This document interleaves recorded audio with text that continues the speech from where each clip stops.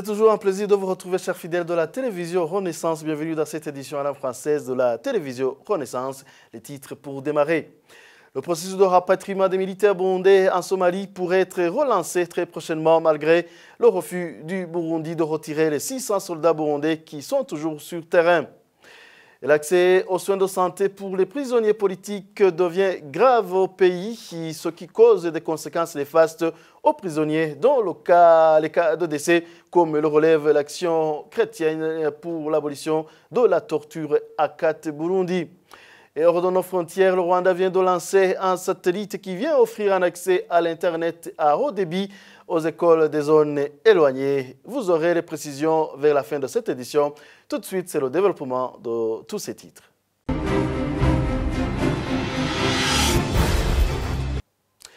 Encore une fois, bienvenue. Le processus de rapatriement des militaires burundais en Somalie pourrait être relancé pour les 600 des 1000 soldats burundais qui étaient toujours sur terrain. Le chef de la MISOM a proposé de ramener les militaires qui sont à Kismayo pour venir gonfler les effectifs dans le secteur de responsabilité du contingent burundais. Autre piste, les préparatifs du 52e bataillon à Moudougou continuent pour relever le 47e bataillon à MISOM en Somalie. Rodrigue Dikoumrami. Sous la demande du commandant de la MISOM, plus de 240 soldats burundais qui occupent le secteur dit international de Kismayo vont bientôt être relevés pour rejoindre les autres dans le secteur de responsabilité du contingent burundais. Des sources en mission de maintien de paix en Somalie affirment que le gouvernement burundais a accepté le retrait de 1000 militaires pour éviter les dégâts en cas de blessés ou de mort de l'un de ces militaires, surtout que la liste des militaires qui devraient être rapatriés était connue par l'Union africaine. Selon toujours ces mêmes sources, même l'académie militaire va être remise au gouvernement somalien dès le 28 février 2019. Les demandes émises récemment par le Sénat et le Parlement burundais avaient inquiété les militaires de la 52e bataillon en attente à Moudougou pour relever la 47e bataillon à MISOM en Somalie. Mais le chef d'état-major Prime Nyongabo, dans une réunion tenue à Moudougou, les a tranquillisés que la mission va continuer. Arguant que les menaces de deux chambres de retirer tous les militaires burundais en mission n'étaient qu'une pression diplomatique. Et le gouvernement de Gitega devrait diligenter une enquête indépendante pour savoir l'origine des cadavres jetés dans le lac Gweru au lieu d'accuser aussi gratuitement le Rwanda. C'est le point de vue de Maître Armel Nyongere, président de la CAT Burundi.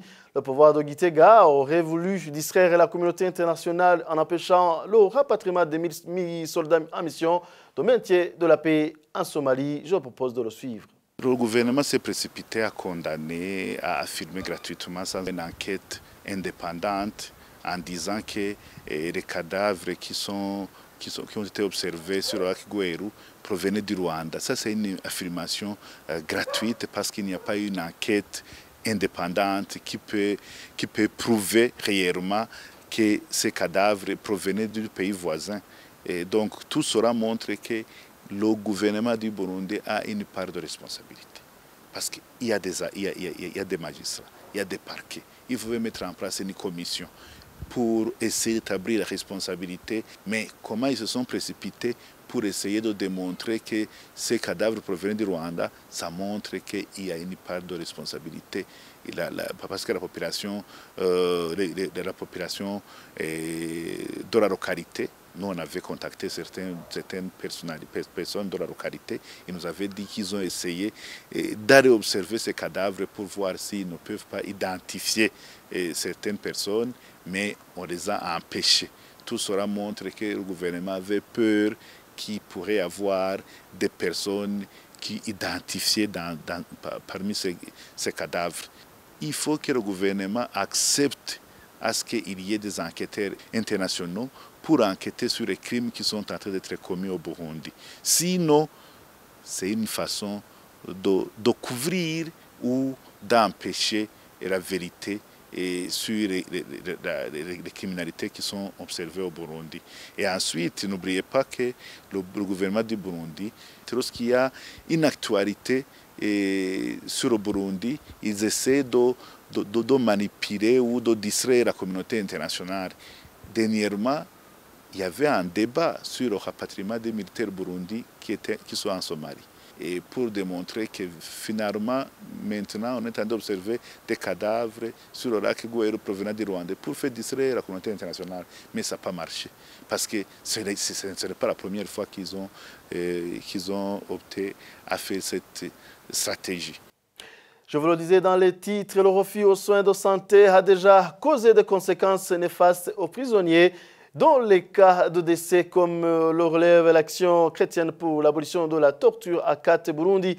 Dans sa déclaration sur les difficultés d'accès aux soins de santé des prisonniers politiques, Kate Burundi recommande à l'État burundais de se ressaisir en vue du respect de la vie de la personne humaine et au respect de la loi ainsi qu'aux conventions internationales auxquelles il a souscrit. Suivez Maître Jean-Claude Niburumunsi, il est du département juridique au sein d'Akat Burundi.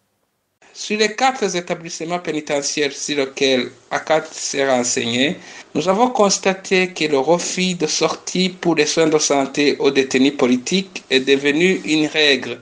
Les conséquences néfastes dues à ce mauvais comportement des responsables de ces établissements pénitentiaires se sont déjà déclarés.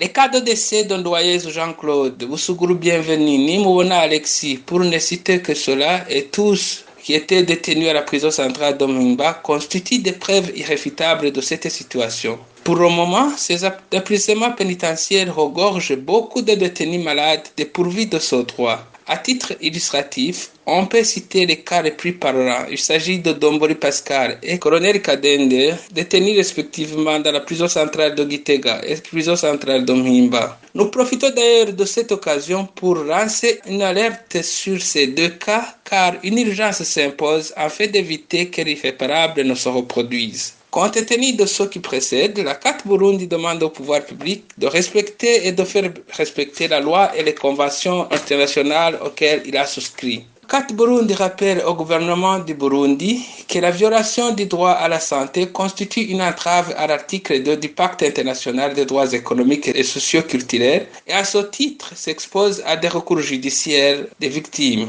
Il est recommandé aux responsables des établissements pénitentiaires de respecter uniquement la loi et non les mauvais ordres d'où qu'ils viennent, car ils seront responsables devant la loi et la réparation leur incombera par une action récursoire. Et dans le cadre de la synergie des médias Inzamba, RPA et Télévision Renaissance, nous revenons aujourd'hui sur le rôle du Parlement dans les problèmes sociaux. Plus d'un se demande comment, par exemple, la pénurie du carburant dure plus de 3 mois sans que le Parlement ne fasse aucun effort pour contraindre le gouvernement de trouver une solution.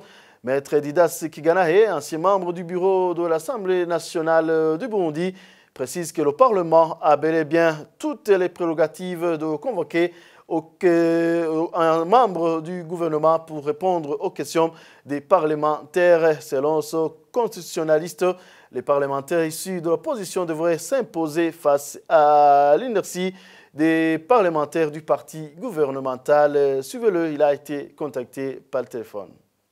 Le rôle du Parlement doit être un rôle de contrôle de ce que le gouvernement est en train de faire pour résoudre le problème tel que posé. Et le Parlement exerce ce pouvoir de contrôle de l'action gouvernementale à travers 2 principales voies. La première voie, c'est les questions orales, les questions écrites qui sont adressées aux membres du gouvernement et dans le cas d'espèce au ministre qui est en charge de la question du pétrole. La deuxième voie, ce sont les commissions que l'on peut mettre en place ou que la commission permanente ayant dans ses mains la question économique en particulier, c'est la commission des finances et économie, elle peut se saisir de cette question, convoquer le ministre pour l'écouter et lui faire toutes les suggestions nécessaires.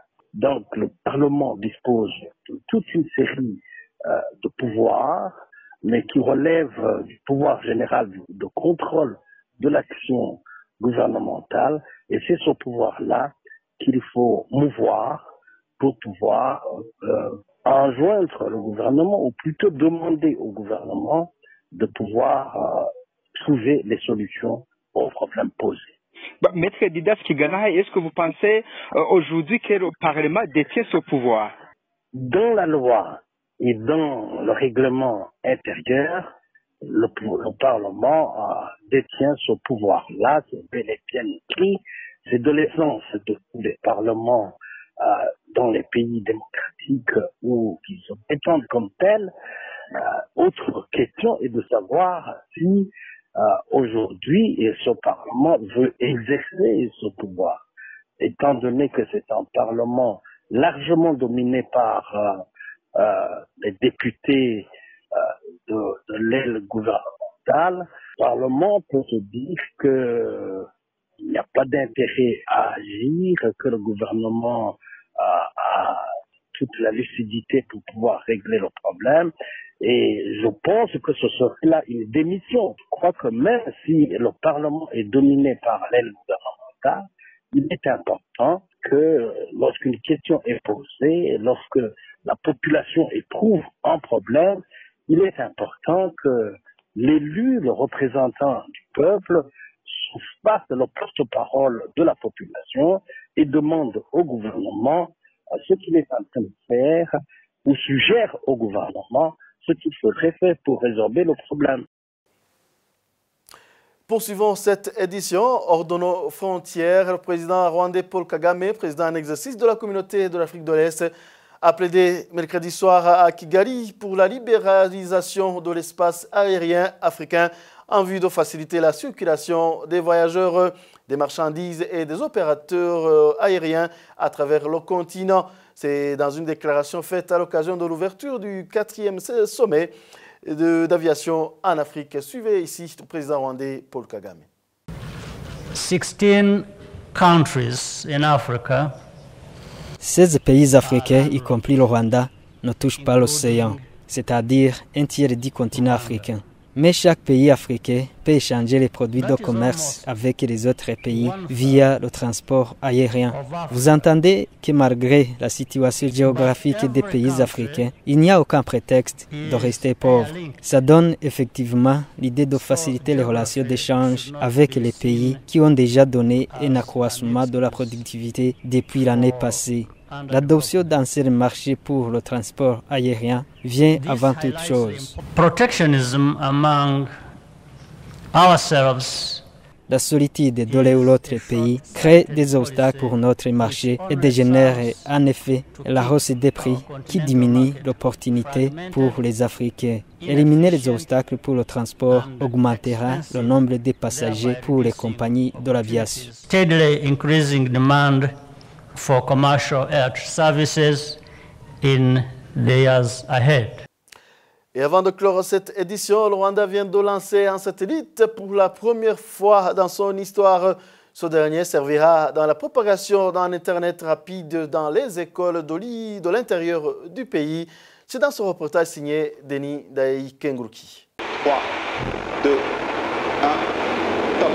Et décollage VS21, OneWeb F6. Les festivités marquent le lancement officiel de ce satellite Oirié dans la région de Guyane, une région se trouvant au sud des États-Unis. C'est un travail en synergie entre le Rwanda et le Centre international de la communication appelé OneWeb. Le ministère de la Technologie et l'Innovation au Rwanda a fait savoir qu'il se réjouit de la collaboration qui existe déjà avec la société OneWeb car il permettra au Rwanda d'avoir la chance de l'utilisation des autres satellites de cette société par un Internet rapide et à un bon prix. À présent, plus de 96% de la population rwandaise utilise l'Internet de 4G dans tout le pays. Dans un premier temps, ce satellite servira l'Internet à l'école groupe scolaire Saint-Pierre se trouvant à l'île Ngombo dans le lac Kivu. Et ce sont même les élèves de cet établissement qui ont nommé le satellite Icherekezo en français Vision. Le ministère de la Technologie et l'Innovation au Rwanda dit que servir l'Internet dans cette région en utilisant la connexion fibre optique coûtait cher à peu près 2 millions de dollars. Le Rwanda devient le 5e pays africain qui lance un satellite dans l'espace officiellement. Le Sud-Africain a été le premier en 1990, en fait le Nigeria, le Ghana et l'Angola. Nous vous rappelons que le Rwanda, dans ses perspectives, préconise le lancement d'un autre satellite au plus tard le mois de juillet 2019 en collaboration avec le Japon. Merci à Denis Ndaïkengurukie. Voilà, c'est ce qui a fait cette édition. Merci à vous de m'avoir tenu compagnie. À la prochaine.